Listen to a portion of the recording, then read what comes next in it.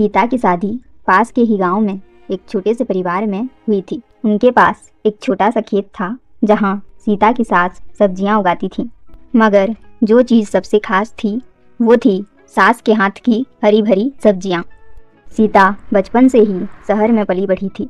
वहां सब्जियां मंडी से आती थीं, प्लास्टिक के थैलों में बंद, बेजान और बिना खुशबू वाली।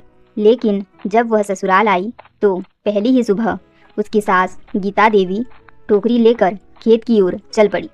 सीता भी पीछे पीछे चल दी।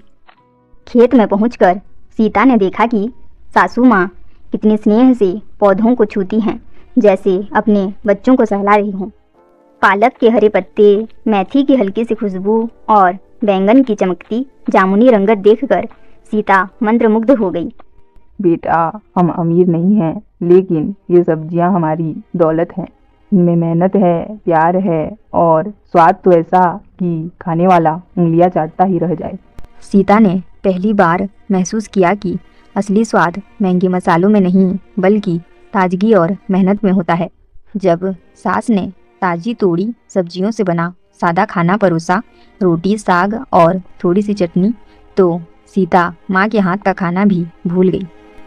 धीरे धीरे सीता ने खेती के काम में दिलचस्पी लेना शुरू किया। उसने जाना कि पालक को सुबह के समय तोड़ना चाहिए, भिंडी को ज़्यादा पानी पसंद नहीं और नीम के पत्तों से कीड़े दूर रहते हैं। अब वह खुद भी खेत में काम करने लगी थी। हरे रंग की कई परछाइयाँ उसके जीवन में हरियाली भरने लगी थीं।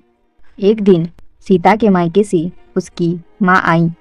उन्होंने जैसे ही खाना चखा हैरानी से बोली, सीता, ये स्वाद तुम्हारे हाथ में कहाँ से आ गया?